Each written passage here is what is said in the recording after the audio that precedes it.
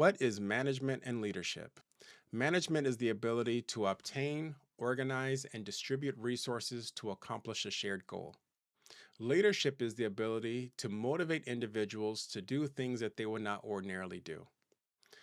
Many people, and you'll be surprised how many executives and senior managers and managers get these two concepts completely wrong. A lot of folks, when they step into a management position, there is no formal training, there's no development program. They're just put into these roles and they're expected to perform these management skills without having a clear understanding of what management is. A lot of folks that I've met are individual contributors, and because you're such a great individual contributor, they will place you into a management role, expecting you to manage the other individual contributors. And many times you get lost in the sauce. There's a lot of people out there who say, you know what, I've already experienced management. I don't want to be a manager. I don't want to be responsible for people. I would rather just be an individual, a highly paid individual contributor. When I'm talking to the people who are getting ready to move up into management positions, or you're already in management positions and you haven't had formal or effective management training, I want to help you understand what your role is. As a manager, and you're managing a team, if your team has a need from as far as resources go, we're talking about money, people, product, any physical thing that is out there. Your responsibility as a manager is to make sure that your team has the resources that they need in order to perform at a high level. If they are lacking a resource, it is time for you to put on your management hat, get creative, use your ingenuity, use the best of your intelligence and the best of your creativity to obtain the resources that your team needs. Sometimes the resources are already in your company somewhere, but sometimes you're going to have to go outside your company to get your team the resources that they need to succeed. Once you have the resources, it is important for you as a manager to organize those resources. What is the point of having access to the data? What is the point of having access to more people? What is the point of having access to more product if it is not organized, if it cannot be accessed effectively by your team? So it's important to make sure that you inventory. It's important to make sure that you develop it. It's important for you to make sure that the resources that you have are well organized and positioned for your team to access them when they need them. A lot of managers out there will make sure that their team has access to new technology and new applications. However, they didn't provide their team the training for the new technology so that they can use it in their day-to-day business without hurting their productivity. As a manager, it is your responsibility to make sure that your team has the training that they need to access the new resources, the new resource that you have provided for them or that they're supposed to be using. That last piece of management, which is making sure that you're distributing the resources. There are a lot of managers out there, especially if you've been in a company long enough, you kind of know where the excess resources are. Before the CEO or before the executive even knows that there's excess resources, many frontline managers are going to be the first people to say, you know what, we had some efficiencies on that last job and we have additional resources. Or, hey, someone on my team is a superstar and we have more talent, we have more human resources than we even need on my team, or that team has a stacked team and their human resources are underutilized. So a lot of managers will a lot of frontline managers will know where the excess is in a company even before the executives do. But as a manager, your responsibility is to make sure that the resources that your team has are distributed, making sure that you're not sitting on, let's just take an example of like a printer, right? You have an office printer and that office printer needs paper, right? And you know that there is paper in the back room somewhere, and instead of making sure that that paper is distributed and is available for everyone to use or your team to use in the office, you hold back reams of paper so that when it's time for you to print something, it's available, right? So it, it's it's that management function that says, you know what, if I have resources, I need to make sure that those resources go to the people on my team who need the resources the most. Is that distribution function. It's that distribution skill set that is management. With management covered, those are the three aspects. Management is making sure you obtain the resources that your team needs, making sure that you organize those resources, and then make sure that you effectively distribute them and efficiently distribute them. You don't want to run through all your printer paper in the first month of the year. You want to make sure that you distribute it throughout the year, so that at the end of the year you still have that resource and your team is still able to function. And we're just talking about printers and printer paper, but that same concept can be applied to any product or any service that you're delivering. With management taken care of, let's talk just briefly about leadership.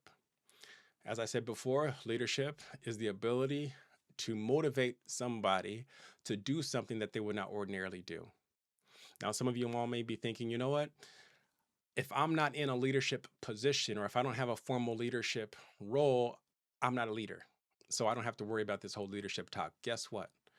You still are a leader, because leadership does not require you to have a formal leadership position. Some people are born with leadership skills. I would say 90% of the population is born with some sort of leadership skill or some sort of leadership talent. Just from birth, you have the ability to lead. And of those 90% of the people who are born with some sort of leadership talent, very few people actually develop that talent. And so when it's time to use it in our professional and personal lives, it's underutilized, it's underdeveloped. And because it's underdeveloped, we kind of shy away from it, because we don't know quite how to use it without breaking our social norms and the relationships, the personal and professional relationships that we have, and throwing them all out of whack. But leadership, if you find yourself at a company and you're 90% of the population, your responsibility, regardless of whether or not you're in a formal leadership position, is to lead. And a lot of executives, a lot of senior managers, a lot of managers don't understand the idea of leadership. Sometimes when you talk to them about leadership, they'll think, oh, this is something that's for the executive. Leadership is for the executive, or leadership is for the board.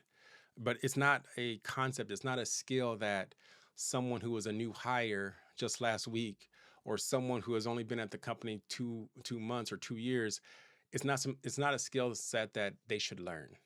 But I disagree. I believe every single individual at a company that wants to be successful, that wants to run agile teams, that wants to create profits that exceed expectations, every single company should learn this leadership skill. Leadership in an informal position is the ability for you, even as an informal leader without a leadership title, is the ability for you to motivate people to do things that they would not ordinarily do. Sometimes you're going to lead by example, and by setting the example, you're able to influence people who have a leadership role to make the right decisions for a company. Sometimes just by you demonstrating acts of integrity, or demonstrating acts of excellence, or acts of service, sometimes you're able to influence a lot of other people at the organization to choose excellence instead of mediocrity and complacency.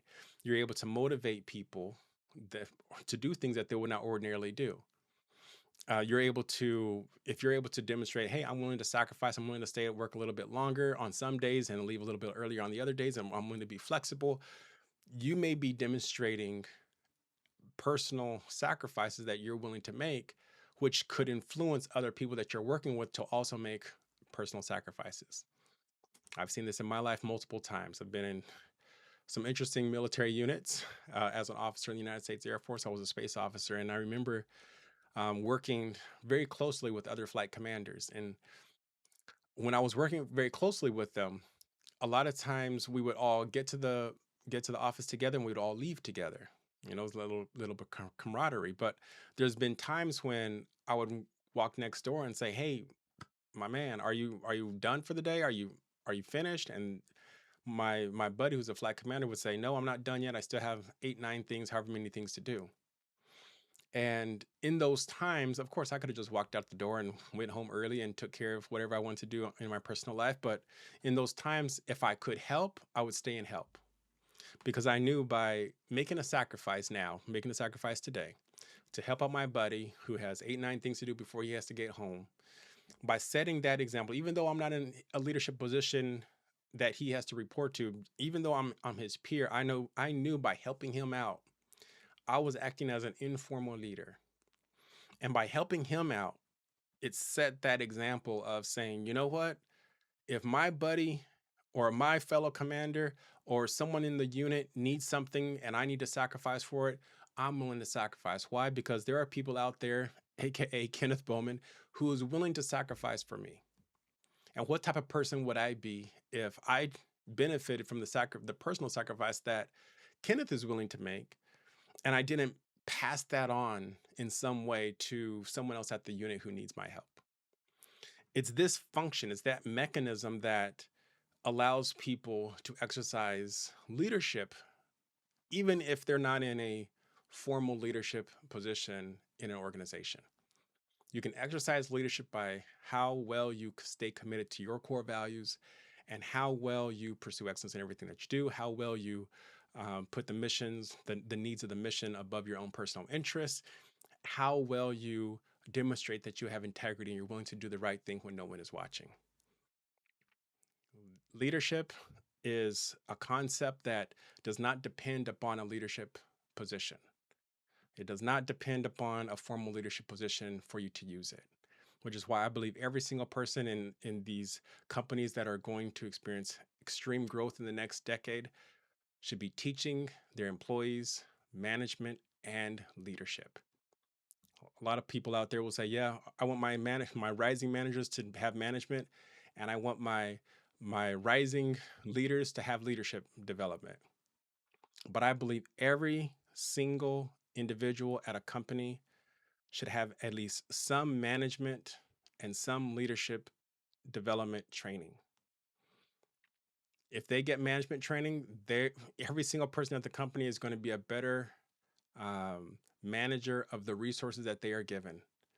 Each person at the company is going to be able to learn how to more effectively obtain, organize, and distribute resources.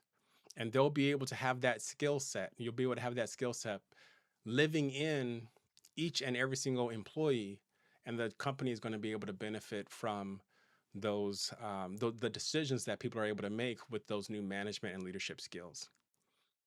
When you invest in the leadership development of every single person at the company, when leadership initiatives get established and when leadership decisions are made, the people at the company and the different teams are able to support the leadership initiatives because they know what it means to lead. They know the burden of leadership. And they also know how to use their informal leadership skills in order to support the new leadership initiatives. From this talk, I hope that you learned a few things about management and leadership and about my experience. Management and leadership is just that, making sure that as a manager, you're obtaining, you're distributing, and you're organizing those resources. As a leader, you are motivating people to do things that they would not ordinarily do. I hope you have a wonderful day. I look forward to talking to you again in the next video. Thank you.